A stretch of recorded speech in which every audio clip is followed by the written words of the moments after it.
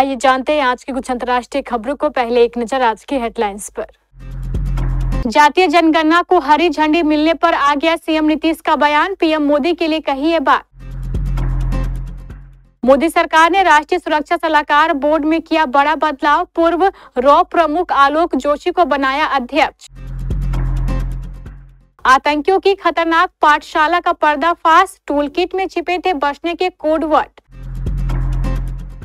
पाकिस्तान ने international border पर खाली की चौकियां, झंडे भी उतारे। पीएम मोदी ने रद्द किया रूस का दौरा, 9 मई को मॉस्को में विजय दिवस में नहीं होंगे शामिल। फरहान की बहन ने किया था ब्रेन वॉश, भोपाल में हिंदू लड़कियों से रेप कांड। ये डर जरूरी है, इधर पीएम मोदी का आतंक पर एक्शन प्लान तैयार, उधर पाक army chief general Asim Munir की उड़ी नींद।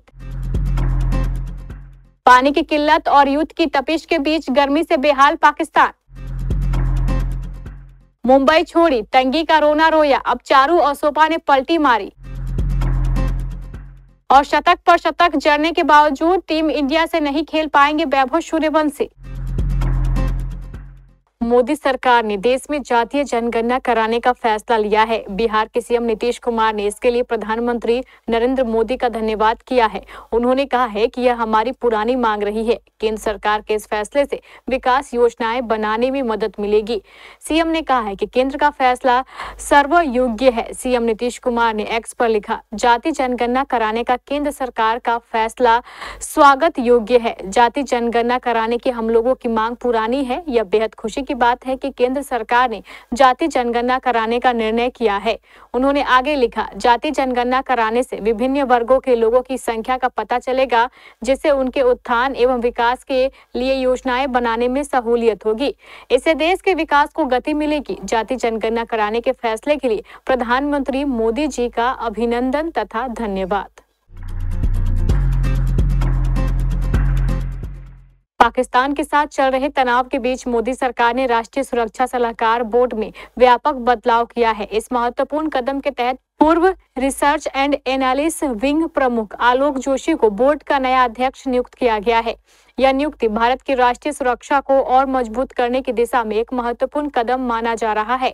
राष्ट्रीय सुरक्षा सलाहकार बोर्ड अब 7 सदस्यों का होगा, जिसमें विभिन्न क्षेत्रों के विशेषज्ञ शामिल हैं। बोर्ड में 3 सैन्य पृष्ठभूमि के सेवानिवृत्त अधिकारी, 2 भारतीय पुलिस सेवा के सेवानिवृत्त अधिकारी और 1 भारतीय विदेश सेवा का सेवानिवृत्त अधिकारी शामिल है। यह संरचना रक्षा, खुफिया जानकारी और कूटनीति के क्षेत्रों में संतुलित दृष्टिकोण सुनिश्चित करेगी। पहलगाम में हुए बर्बर नरसंहार ने पूरे देश को हिलाकर रख दिया। अब इस हमले की तह तक जा रही जांच एजेंसियों के हाथ एक और टूलकिट लगा है, जो आतंकियों की खतरनाक पाठशाला का पर्दाफाश करता है। इस टूलकिट में न सिर्फ हमले की साजिश के तरीके बताए गए थे, बल्कि पकड़े जाने से बचने के लिए हैरान करने वाले कोड वर्ड और दिशा निर्देश भी मौजूद थे। आतंकी संगठन लश्कर-ए-तैयबा के विंग तहरीके पाशबान ने इस टूलकिट को तैयार किया है। टूलकिट में डेड ड्रॉप पॉलिसी को किसी भी साजिश को अंजाम देने की रीढ़ बताया गया है। यह पॉलिसी 2 अनजान आतंकियों के बीच सूचना और हथियार साझा करने का एक गुप्त तरीका है, लेकिन इस पॉलिसी के साथ कुछ सख्त नियम भी जुड़े हैं। डेड ड्रॉप पॉलिसी वह तरीका है जिसमें 2 आतंकी एक दूसरे को बिना अपनी पहचान बताए जानकारी और हथियार साझा करते हैं। टूलकिट में इस पॉलिसी की कुछ शर्तें भी बताई गई थी।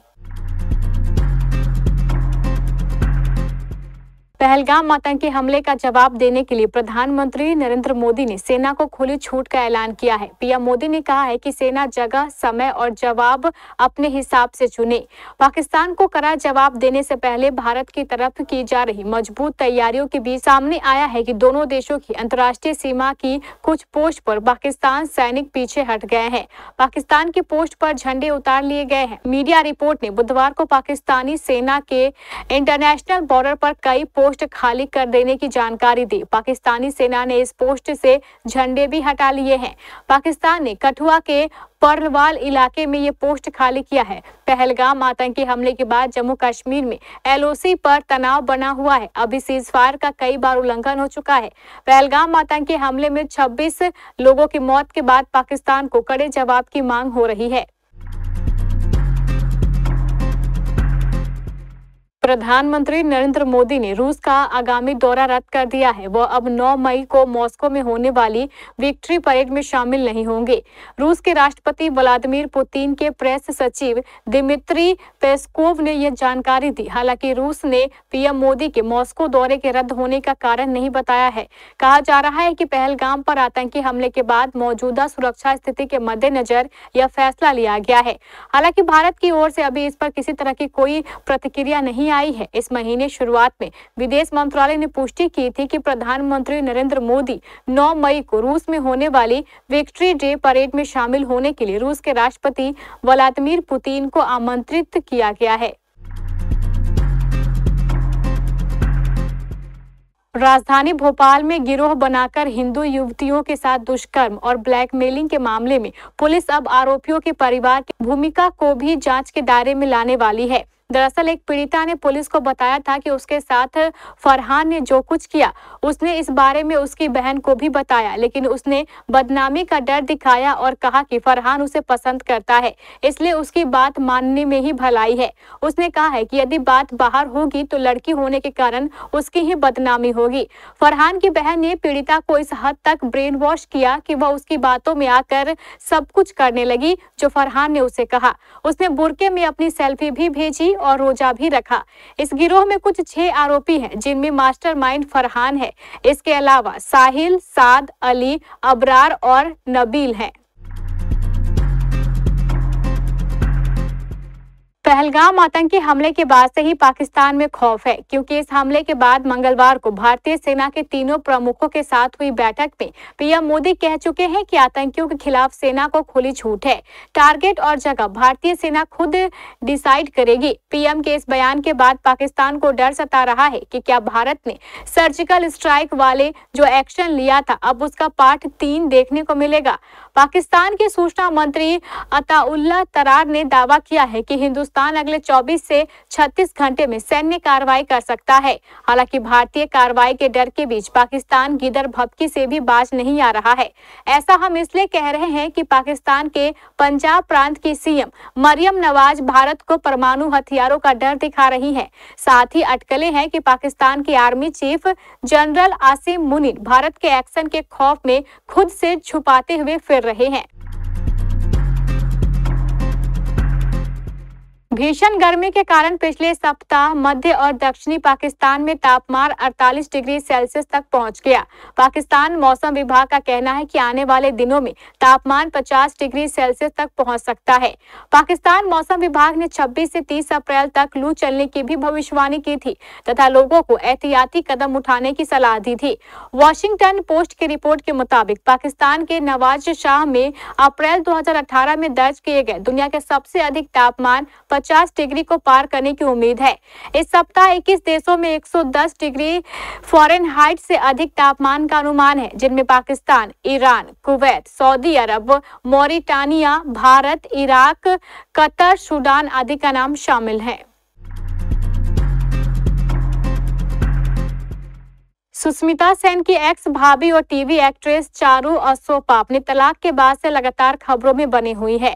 एक्ट्रेस मुंबई छोड़कर बीकानेर शिफ्ट हो गई हैं। उन्होंने बेटी के साथ मुंबई छोड़ने की वजह के बारे में बात करते हुए कहा था कि महानगरी में रहने का खर्चा काफी ज्यादा है, उन्हें काम नहीं मिल रहा है और मुंबई में रेंट देना उनके लिए नामुमकिन हो रहा था, जिस वजह से उन्हें शिफ्ट होना जैसा फैसला लेना पड़ा। पैसों की तंगी की वजह से मुंबई छोड़ने के कुछ दिन बाद ही चारू असोपा ने बीकानेर में करोड़ों का एक आलीशान घर खरीदा, जिसकी वजह से वो सोशल मीडिया पर जमकर ट्रोल हो रही है। एक्ट्रेस के एक्स पति राजीव सेन ने भी उन पर कई आरोप लगाए थे। इन सब के बीच अब चारू ने इन आरोपों पर चुप्पी तोड़ते हुए ट्रोलर्स को मुंहतोड़ जवाब दिया है। चारू असोपा ने अपने ब्लॉग में अपनी सफाई दी और वो कहती हैं, मैं आपको अपडेट देती रहती हूँ। लोगों ने कमेंट किया कि मैंने फ्लाइट से यात्रा क्यों की, ट्रेन से क्यों नहीं की। ब्रांड ने मुझे आमंत्रित किया और फ्लाइट बुक कराने पर जोर दिया।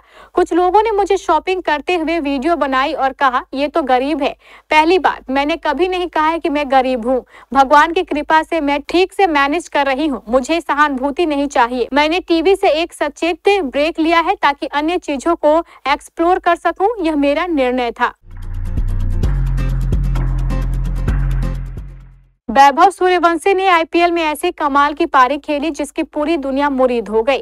14 साल का लेफ्ट हैंडेड यह बैटर पहली बार आईपीएल में खेल रहा है। राजस्थान की ओर से खेल रहे इस युवा बल्लेबाज ने अभी तक 3 मैचों में जो टेम्परामेंट दिखाया है उसको सभी लोग सलाम कर रहे हैं। जिस उम्र में बच्चे स्कूल जाया करते हैं उस उम्र में बिहार के समस्तीपुर के इस होनहार खिलाड़ी ने क्रिकेट की दुनिया में अमिट छाप छोड़ी है।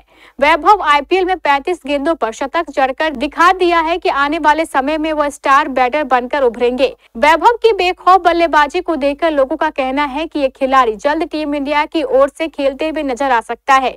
दिग्गज क्रिकेटर भी वैभव को टीम इंडिया की ओर से अब खेलते हुए देखना चाहते हैं, लेकिन आईसीसी का एक ऐसा नियम है जो वैभव को फिलहाल टीम इंडिया में आने से रोक रहा है। आईसीसी ने इंटरनेशनल क्रिकेट के लिए साल 2020 में एक नियम बनाया था। यह नियम उम्र को लेकर था। आईसीसी के इस नियम के मुताबिक किसी भी खिलाड़ी का इंटरनेशनल क्रिकेट में डेब्यू के लिए उम्र कम से कम 15 वर्ष होनी चाहिए। आईसीसी की इस पॉलिसी के मुताबिक फिलहाल वैभव इस नियम के अधीन नहीं आ रहे हैं। वैभव की उम्र इस समय 14 साल है। वह अगले साल यानी 27 मार्च 2026 को 15 साल के हो जाएंगे।